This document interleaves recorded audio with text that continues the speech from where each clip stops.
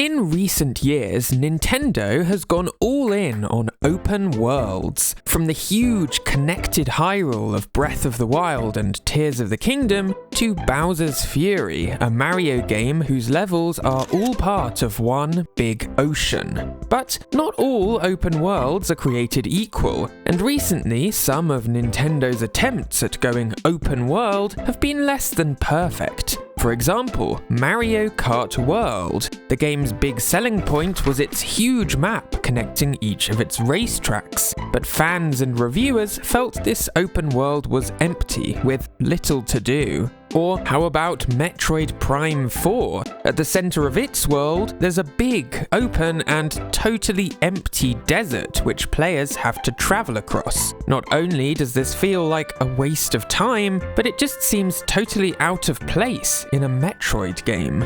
So, in this video, I want to explore what makes some of Nintendo's open worlds work and others not work. We'll look at why so many recent Nintendo games feature open worlds, how they're designed, and why some of them feel rather empty.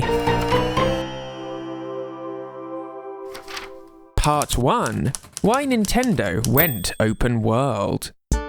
So, before we get to Nintendo's recent games, we need to look at why the company has gone all in on open worlds.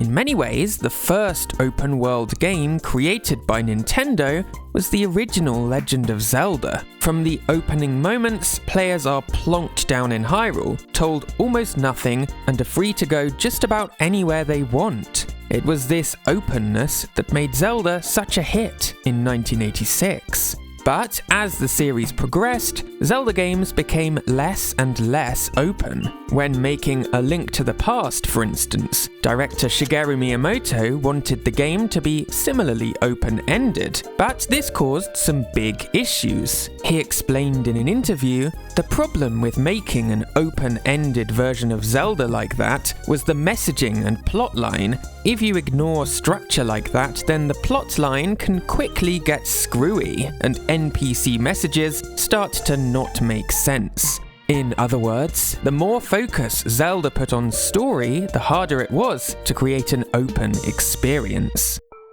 When designing Ocarina of Time, Nintendo knew that this would be many players' first 3D game. Rather than letting them go wherever they wanted then, Zelda producer Eiji Aonuma just wanted to make sure people knew where to go next. He said, "When creating the first 3D Zelda game, Ocarina of Time, our focus was on providing a clear path to follow for those unfamiliar with 3D, ensuring they could progress without getting lost in the large game world."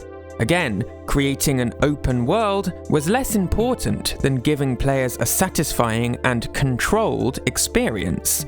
And this philosophy continued in games like Wind Waker and Twilight Princess, culminating in 2011's Skyward Sword, the most linear Zelda game yet. There's really very little sense of freedom or openness in Skyward Sword, with the player always being told exactly where to go next. A far cry from the original Zelda then. Aonuma later reflected, "At that time, it seemed like the right approach, but as the series progressed, preventing players from getting lost made them feel trapped, like there was only one way forward, and that they couldn't escape from the main path. More and more players began feeling frustrated." To solve this growing problem, the Zelda team decided to drastically rethink what Zelda was. They threw out the linear formula they'd been following, instead going all in on a free-form, open-world concept for their next game. Development on Breath of the Wild, Nintendo's first modern open world, stretched on for over half a decade. Initially, the team experimented with top-down prototypes in the style of the original Legend of Zelda. Plus, Nintendo teamed up with Monolith Soft, a studio with experience creating large, open Xenoblade games. The result of this was 2017's Breath of the Wild, a game which received near-perfect critical reviews and sales of over 30 million. That's almost 10 times what Skyward Sword sold on the Wii. Wow. Personally speaking, I think that Breath of the Wild really is a masterpiece, but the impact the game had on Nintendo's internal development was huge, and I don't know if it was 100% positive. Part 2. Zelda's influence. Just 6 months after Breath of the Wild's release, Nintendo put out Super Mario Odyssey, the newest 3D Mario game, and the most open-ended game in the series. I'm not sure you'd call Odyssey open world exactly, but it does feature large, open areas to explore in whichever way you'd like. And just like Zelda, Mario received glowing praise for its move to a more open, free-form style. Between these two games, Nintendo learnt a key lesson. Players wanted free-form, open exploration. And so, the company's developers began looking into how to translate that to other game series. Take Metroid Prime 4, for instance. This new Metroid Prime game was greenlit in 2017, right after the launch of Breath of the Wild. And according to an interview with the game's developers, Zelda helped to shape this new Metroid entry. When the project started, likely influenced by Breath of the Wild, many people online said they wanted to try playing an open-world Metroid game. However, the core gameplay of Metroid, gaining new abilities to reach new areas, doesn't mesh well with open-world gameplay where players can go wherever they want from the start of the game. This was a fundamental tension. Metroid-type games are carefully crafted so that they gradually open up to the player. That stands in contrast to an open-ended game like Breath of the Wild. Metroid Prime 4's developers came up with a sort of compromise. We thought about creating a limited area where players could freely move around, which would act as a hub connecting the other areas. This hub became Soul Valley, a large open desert lying at the center of Metroid Prime 4's world. To say that Soul Valley proved controversial would be an understatement. Many fans and reviewers complained that this desert was, well, practically deserted. With a minimal number of enemy encounters, small shrines to discover, and green crystals to smash, the area just felt like padding, which is no surprise. Based on the interview, Soul Valley was created as a compromise between the classic Metroid structure and the open-world game fans wanted at the time. Also in 2017, Nintendo greenlit another major project, Mario Kart World. As the successor to Mario Kart 8 Deluxe, the game's developers knew making another traditional Mario Kart game might feel a little underwhelming. Instead, they decided to rethink the formula from the ground up, creating a Mario Kart game where every track is part of a single, connected world. Producer Kosuke Yabuki explained, "We were thinking about what to do for the next Mario Kart game even during the development of Mario Kart 8 Deluxe, and we began prototyping in March 2017. I thought that with modern technology, being able to seamlessly transition between courses and realize a single vast world wasn't beyond the realm of possibility. So with this in mind, we set out to create a new kind of Mario Kart, and that's when all our troubles began." You see, the original plan was for both Metroid Prime 4 and Mario Kart World to release only a few years after Breath of the Wild, while these open-world games were really super popular and much requested by fans. But unfortunately, both projects ran into major issues. With Metroid Prime 4, development started at Bandai Namco, a studio new to the Metroid series. But after about 2 years of development, Nintendo really wasn't happy with how the game was shaping up. and so they pulled the plug and restarted development at a different game studio, Retro Studios, who'd been in charge of the original Metroid Prime trilogy. By the time Retro got involved, Nintendo had already spent years and billions of yen on this struggling project. And so, rather than rethink the concept from scratch, Retro focused on following the original plan for Metroid Prime 4, open world and all. Meanwhile, Mario Kart World had its own problems. The idea had been for Mario Kart 8 Deluxe to serve as a kind of stopgap, with World releasing a few years later and becoming the Switch's main Mario Kart entry. But it turned out, getting an open-world Mario Kart game running on the Switch was no small task. The team experimented with halving the frame rate from 60 FPS to 30, and removing detail from the map. But when 8 Deluxe started selling like hotcakes, the Booster Course Pass DLC was greenlit, and World was pushed back to the Switch 2 instead. In other words, by the time that both of these games eventually made it out the door, the conversation around open-world games had shifted a lot. The original plan was to follow up Breath of the Wild with a succession of other open-world hits, but that didn't end up working out. Even the Zelda team struggled somewhat to follow up Breath of the Wild. For the game's sequel, rather than building a whole new world, they instead decided to build on top of the map from the previous game, adding in sky islands, caves, and the vast underground depths.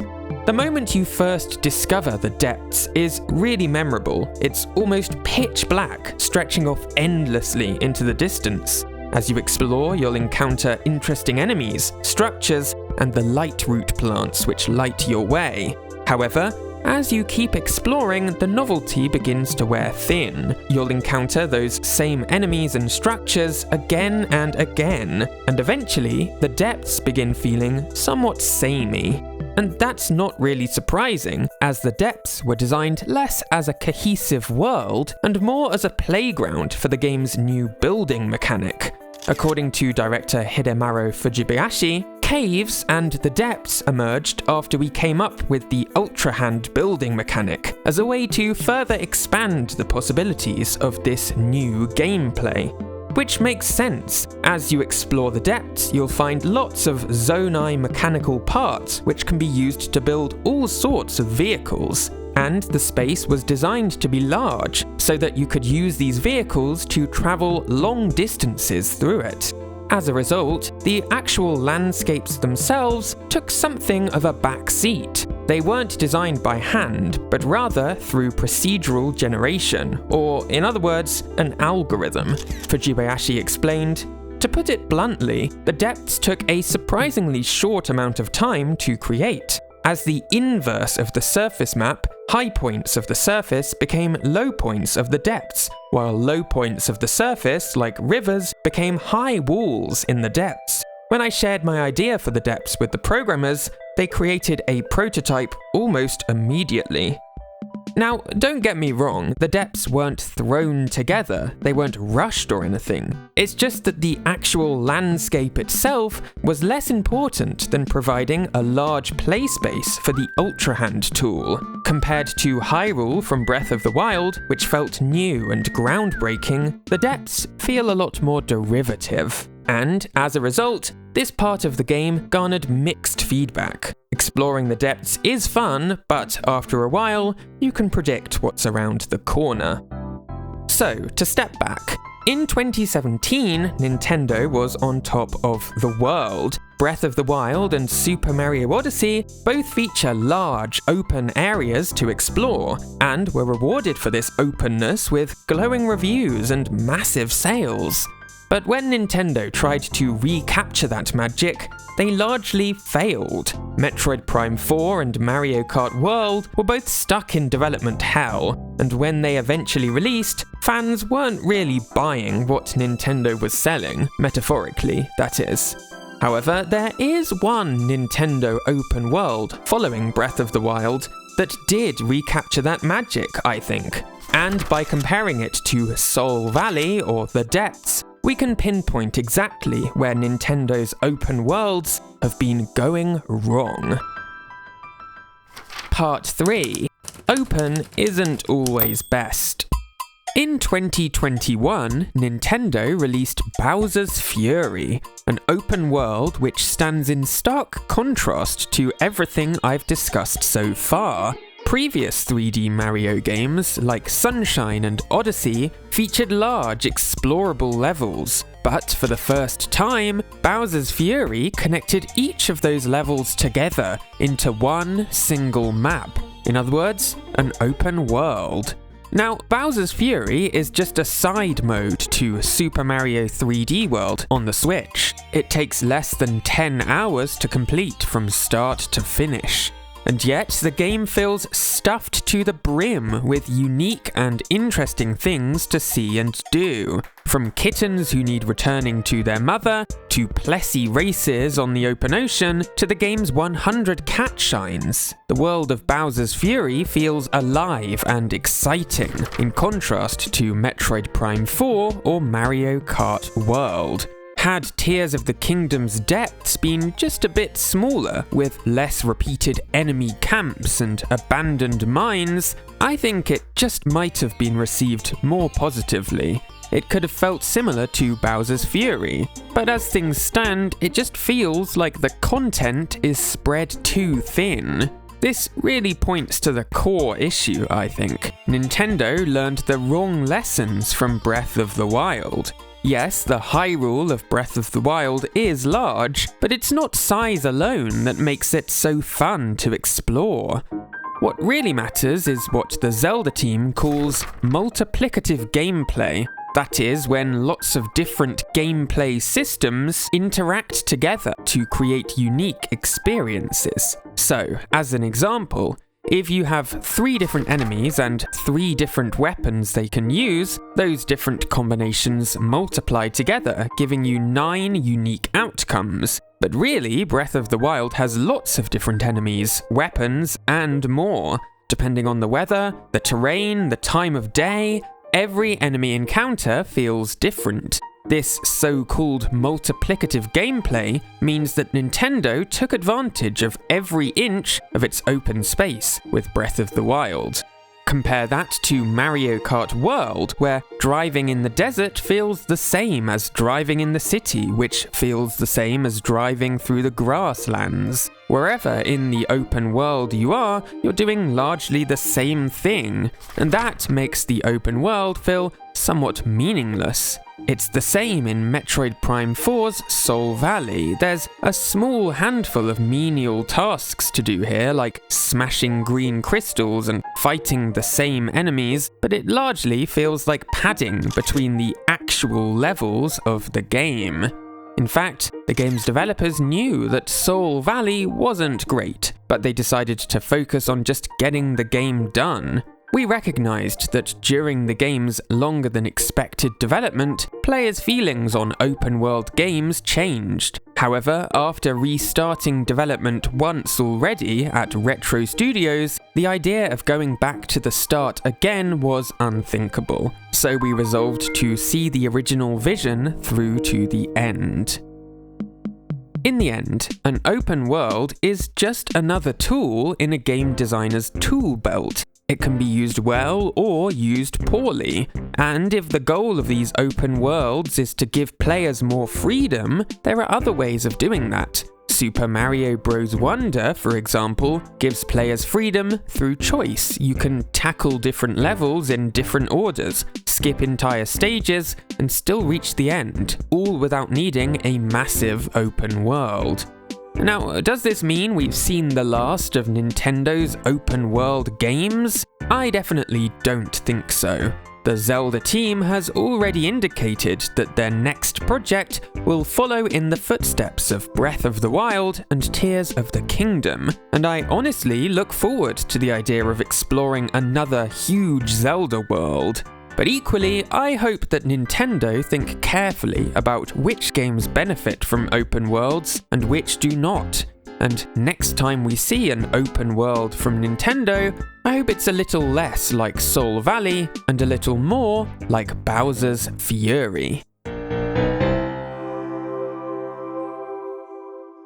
Hey, thanks so much for watching. Videos like these are made possible thanks to my kind patrons, including Aaron and Catherine, Arthur Nicole, Brett Prophet, Cyprian Eov, Daryl Jero, Doran, Fresh Poetic, Jim Gilsonan, Kieran Chan, Kanugu, Lucas Little, May I, Michael Gunter, Robin Stick, Skate or Pie, and Thomas Söderlund.